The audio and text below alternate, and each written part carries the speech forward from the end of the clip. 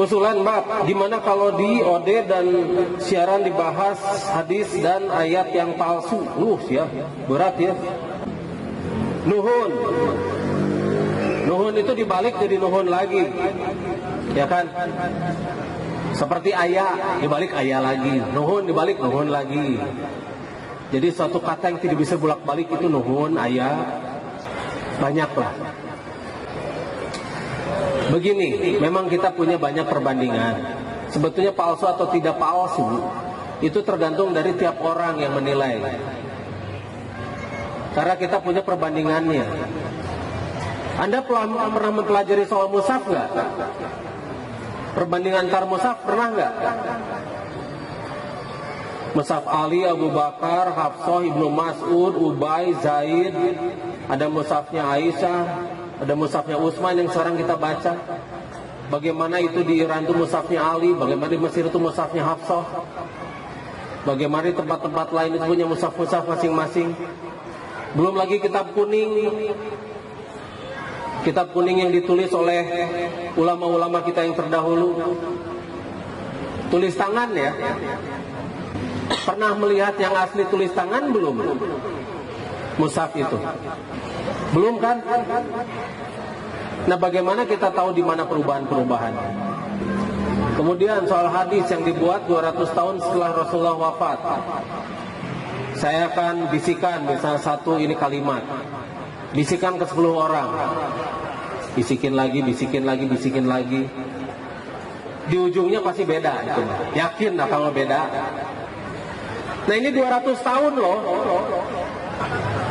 Bagaimana kita mencari yang sebenarnya? Kita bersaksi ya. Kita ini bersaksi, bukan percaya begitu saja. Kita bersaksi bahwa Muhammad itu utusan Allah, bahwa tidak ada Tuhan selain Allah.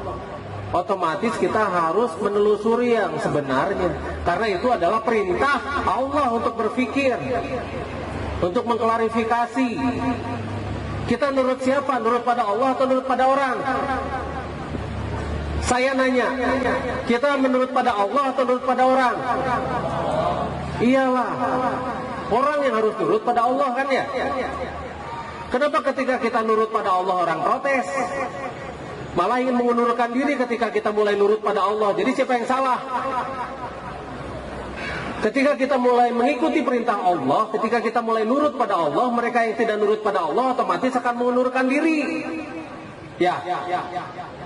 Takut mereka. Takut. Nah, makanya, tapi mereka memutarbalikan fakta. Memutarbalikan fakta seolah-olah kita itu hendak menghancurkan Islam. Waduh. Itu teh jauh panggang daripada api. Tidak.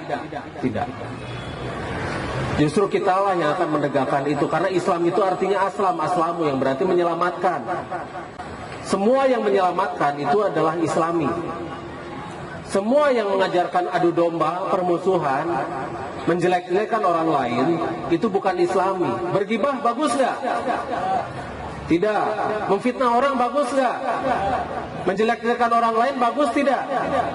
Iya, itu kan ajaran Islam ya? Yang melarang itu ajaran Islam kan ya? Iya.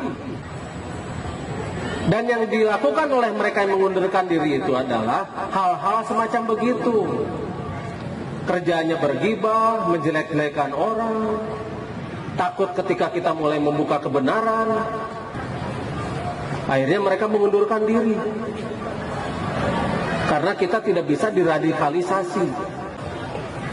Kita tidak bisa dijadikan alat-alat mereka untuk memecah belah umat. Nah, itu. Jadi sekali lagi, kita masih menghargai Pancasila dan Undang-Undang Dasar 1945. Kita masih menghargai negara ini. NKRI itu harga mati.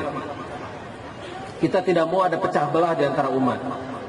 Kita tidak mau negara ini jadi federal. Kita tidak mau negara ini menjadi kehilangan jati dirinya. Tidak mau. Negara ini banyak sekali budaya. Kenapa budaya ini hendak dihilangkan menjadi satu budaya import dari luar? Kita ada budaya Sunda, Jawa, dan sebagainya. Kenapa ini harus dihilangkan? Kenapa budaya-budaya ini disebut syirik oleh mereka? Siapa sih yang Islami di sini? Mereka itu memaklumi. Jadi siapa ya yang Islam itu yang memaklumi atau mereka yang tidak memaklumi? Ketika Rasulullah dilempari dan Rasulullah itu bersabar, karena Rasulullah memaklumi mereka, sudah biarkan saja, mereka kan belum paham. Itu mah kata Gus Dur. Kata Gus Dur seperti itu, biarin saja. Mereka kan belum mengerti, mereka kan belum paham. Kenapa kita tidak memahami mereka?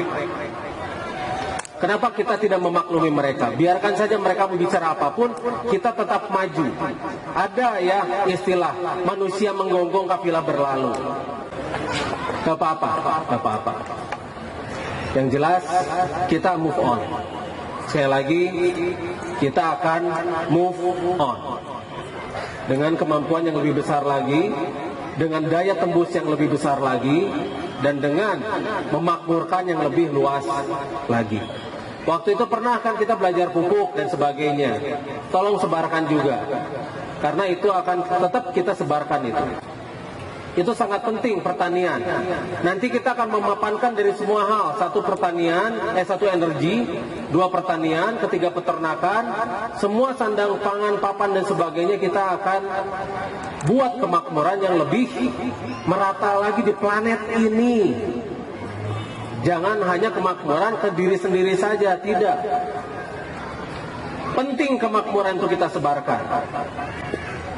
Makanya kenapa di H itu segala ada kan ya, palu gada, apa yang lu perlu gua ada gitu. Nah, untuk mengakomodir itu semua, mau tidak mau kita akan bermetamorfosa menjadi Lemurian Transcentral Agrapel The Lemurian Meditation, atau Lantera The Lemurian Meditation. Karena meditasi yang sebenarnya adalah mereka yang menemukan kedamaian, ketenangan di balik keramaian. Jadi kita akan selalu tenang, kita akan selalu terarah, kita akan selalu bisa memaklumi semuanya, kita akan selalu memakmurkan umat, dan kita sendiri akan selalu merasa tenang. Karena kita sangat diayomi, dan kita bersatu dengan Sang Maha Pencipta, dengan Sang Rob, dengan Allah Subhanahu wa Ta'ala. Salah nggak? Seperti itu. Sok gedor lagi hati nurani.